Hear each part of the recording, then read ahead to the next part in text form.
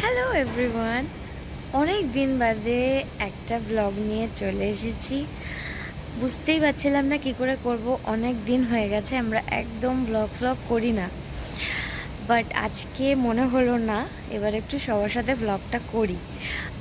দেখতেই পাচ্ছ অলরেডি এয়ারপোর্টে চলে এসেছি, আর এটা একটা ভীষণ স্পেশাল ব্লগ হতে চলেছে। তার কারণ হচ্ছে এটা আমাদের ফার্স্ট ইন্টারন্যাশনাল ট্রিপ টুগেদার, তাই তো বাবাই?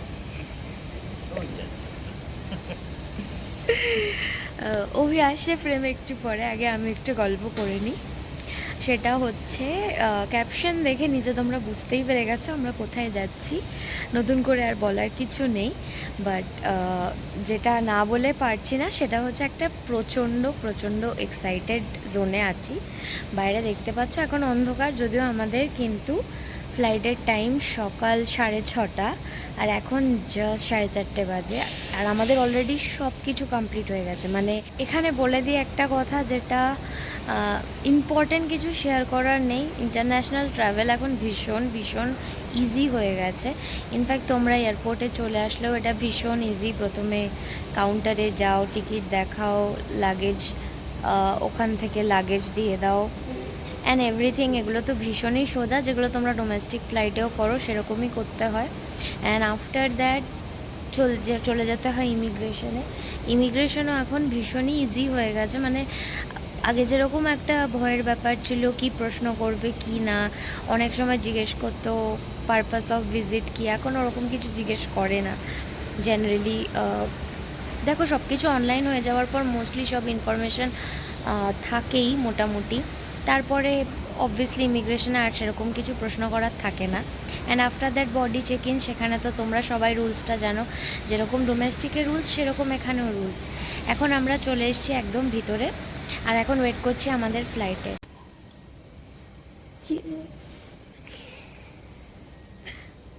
You want to say something? I'm very excited. Why? হঠাৎ আমাকে দেখে একটু অবাক লাগতে পারে, চুল রং করেছি।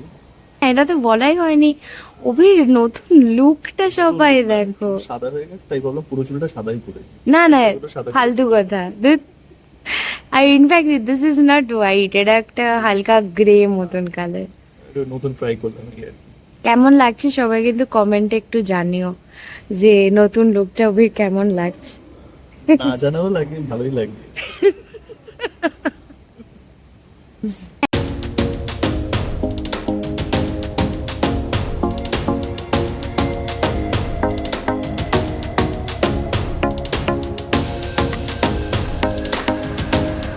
পুরো 2 ঘন্টা বসেছিলাম, মানে ইনফ্যাক্ট আরও বেশি।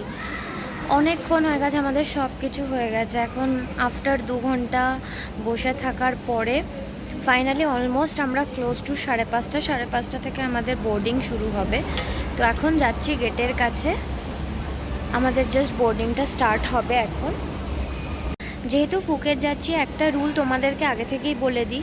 আই গেস তোমরা সবাই জানো ফুকেতে এখন যা নিয়ম হয়েছে 2025-এ, সবাইকে কিন্তু যাওয়ার আগে একটা করে TDSE ফর্ম ফিল আপ করতে হয়, যেখানে সমস্ত ডিসক্লোজার থাকে, কোথায় থাকছো, date of birth, passport number and etcetera. সেটা অ্যাটলিস্ট 3 দিন আগে কমপ্লিট করতে হয়। রাত থেকে সকাল হয়ে গেছে, বিশ্বাস করবে না। অনেক বেশি তাড়াতাড়ি এয়ারপোর্টে পৌঁছে গেছিলাম, সেটা তো আলাদা কথা। বাট এখন আমাদের ফাইনালি বোর্ডিং শুরু হয়েছে, অ্যান্ড আমরা ফাইনালি এখন ফ্লাইটে উঠছি। প্রচণ্ড ঘুম পেয়েছে, তাই তো ভাই? চোখ তো ফুলে গেছে।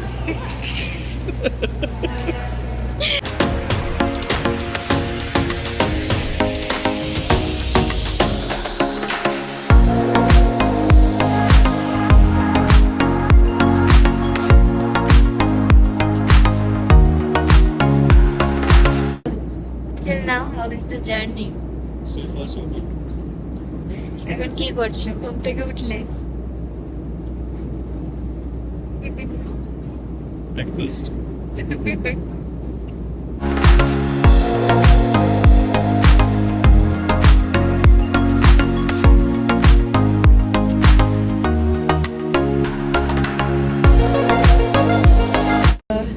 এখন ফ্লাইটে উঠে যাওয়ার পর প্র্যাকটিক্যালি বলা যায় এখন ফুকেটের টাইমে আমরা চলবো, তাই তো?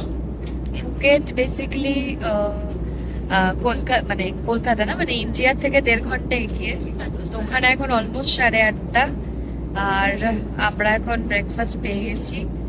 অ্যান্ড আফটার ব্রেকফাস্ট আমাদের আরো 3 ঘন্টার ফ্লাইট, না 8:30, 9:30, 10:30, আরো 3 ঘন্টা মতন। তো আশা করছি ওই 11:30 নাগাদ আমরা পৌঁছে যাবো ফুকেটে। কলকাতার টাইমে 9:30। কলকাতা এখন 9:30। কলকাতার টাইমে 9:30 না 9:30 তোমার ঘড়িটা দেখো, তোমার ঘড়িতে কলকাতার টাইম 7টা, আমার ঘড়ি দেখো 8:30।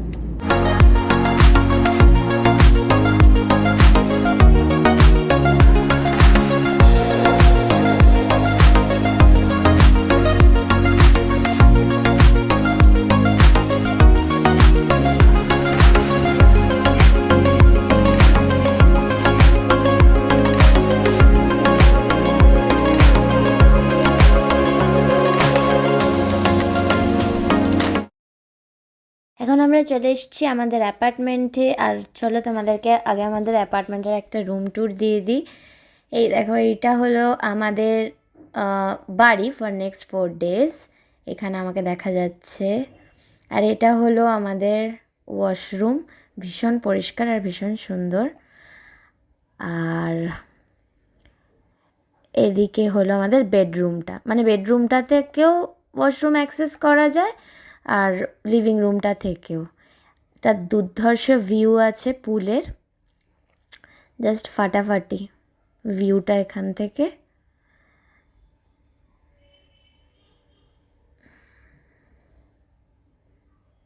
আর এটা আমাদের লিভিং রুমটা কিন্তু ভীষণ বড়, কিচেন এটার সঙ্গে ইনক্লুডেড। এবার চলো একবার তোমাদেরকে বাইরের ভিউটা দেখিয়ে দিই, মানে ব্যালকনি থেকে। এই হলো আমাদের ব্যালকনি থেকে ভিউ, জাস্ট অসাধারণ। চারিদিকে শুধু পাহাড়, ঠিক আছে? এই পাশে পাহাড় দেখা যাচ্ছে, ওইদিকে পাহাড় দেখা যাচ্ছে, অ্যান্ড এই পাশেও কিন্তু পাহাড় দেখা যাচ্ছে। দারুণ, ফাটাফাটি, অসাধারণ। আমরা ছিলাম প্রচণ্ড টায়ার্ড, সত্যি কথা বলছি, ভীষণ ভীষণ টায়ার্ড ছিলাম। কেন, রাত্রিবেলা থেকে জার্নি চলছে, ছিল সকালবেলা 6:30টার ফ্লাইট। প্রচণ্ড টায়ার্ড হয়ে গেছিলাম, কথা বলতেই পারছিলাম না, দেখছিলেই। আমরা বেসিক্যালি একটা অ্যাপার্টমেন্টে আছি।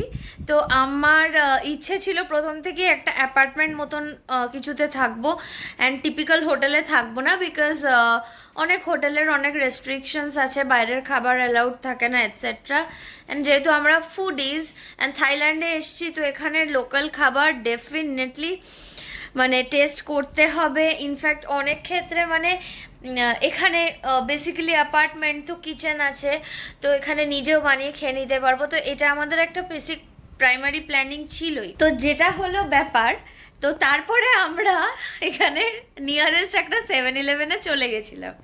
7-Eleven থেকে প্রচুর ভালো মন্দ খাওয়া দাওয়া হয়েছে, and pure authentic Thai cuisine খেয়েছি।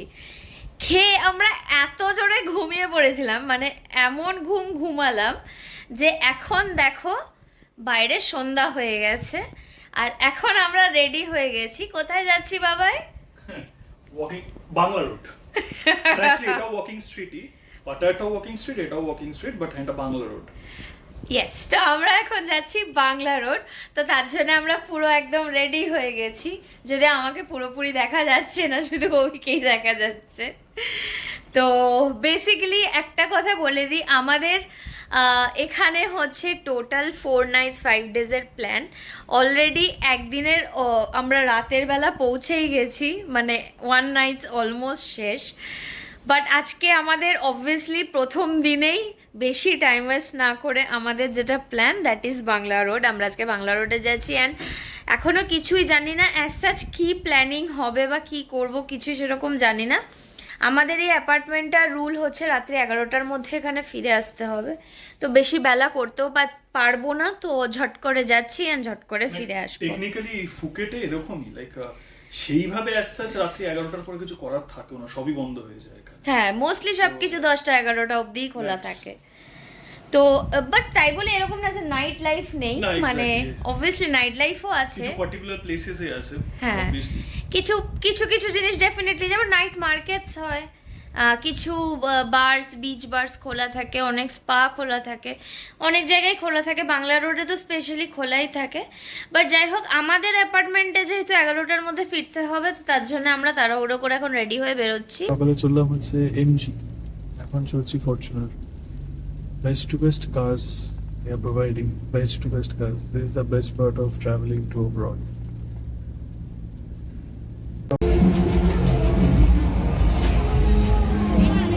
এখন আমরা এসে গেছি বাংলা রোডে। দেখছো তো, ভাইবটা পুরো আলাদা। বাট একটা বিভৎস বাজে জিনিস হয়ে গেছে, প্রচন্ড বৃষ্টি হচ্ছে। বাট আমাদের স্পিরিটটা দেখো, আমরা এখন বৃষ্টি ভিজে ভিজে বাংলা রোড ঘুরবো, ঠিক আছে? তো আমরা এই জাস্ট স্টার্ট করলাম এখন ঘোরা, আর অভি ফ্রেমে আসছে না, আর প্রচন্ড বৃষ্টি হচ্ছে। একবার দেখো সিনটা।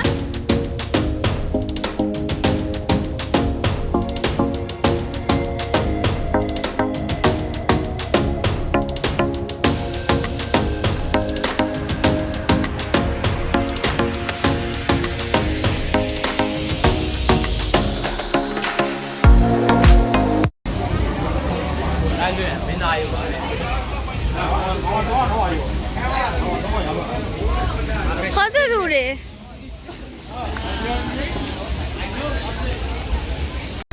অনেক দূর চলে যাচ্ছি হেঁটে হেঁটে, অভি অনেক দূর চলে যাচ্ছে হেঁটে হেঁটে, বুঝতেই পারছি না কোথায় যাচ্ছে। ও চলো এসে গেছে আই গেস। এখান থেকে আবার রাস্তা চিনে ফেরাটাই হচ্ছে সব থেকে কষ্টকর ব্যাপার, মানে রাস্তা চিনে আবার ওই দিকটা ফিরতে পারবো তো, এটাই হচ্ছে ব্যাপার। যাই হোক, হয়তো পারবো। চলো এখন দেখা যাক।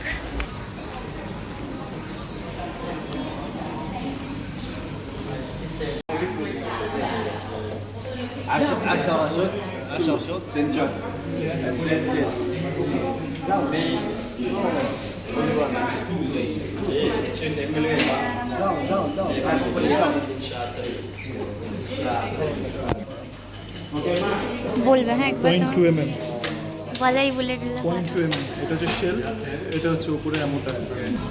টু এক্সাইটেড,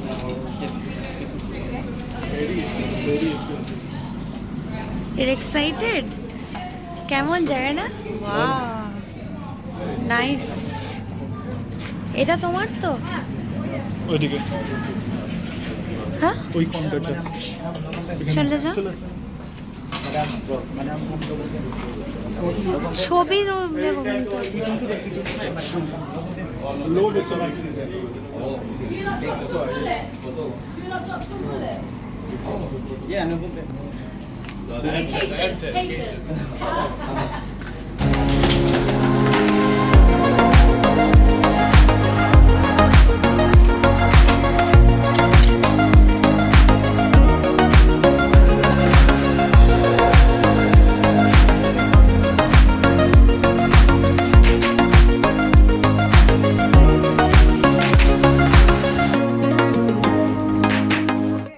বন্দুকটার নাম হচ্ছে .22 ammo for each 10 rounds.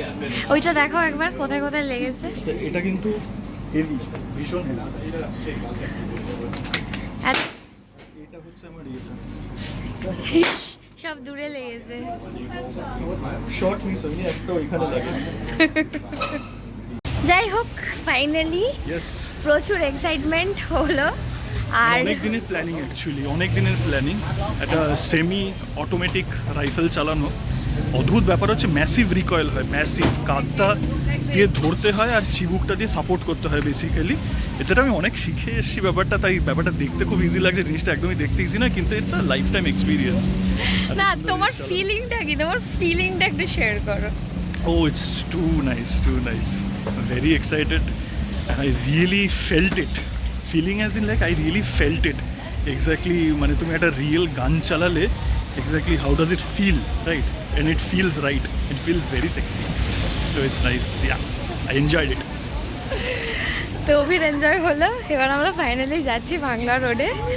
এবার একটু বাংলা রোডটা এক্সপ্লোর করব আমরা।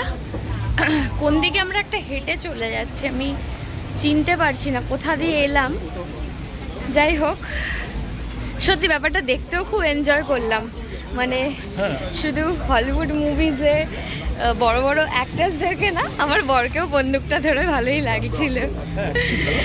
তো হ্যাঁ, দারুণ লাগছিল। তো এনিওয়ে, চলো এখান দিয়ে বেরিয়েছিলাম জানো, এখান দিয়ে ঢুকে যাই। চলো।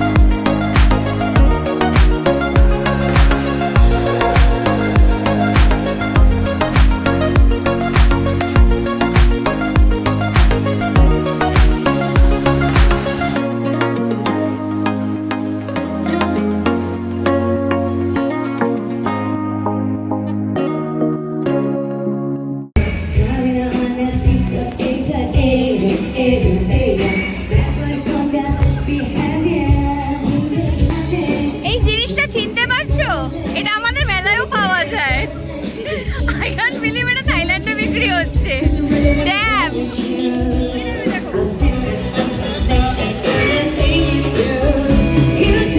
Literally wild wild.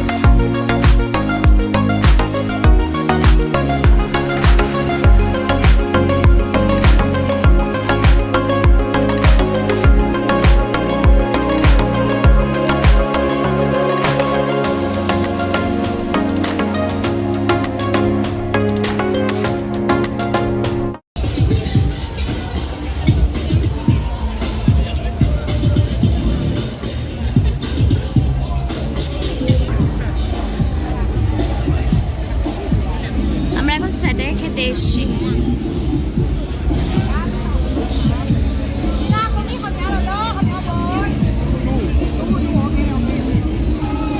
অনেক হাঁটলাম এটা ওটা করার পরে ফাইনালি রিয়েলাইজ করলাম যে আজকে আমরা ভীষণই টায়ার্ড।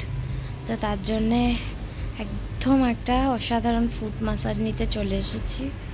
আর অভি নিচ্ছে back, shoulder and foot massage. এখন এটাই আসছি। আর এই দেখো আমার ফুট মাসাজ হচ্ছে।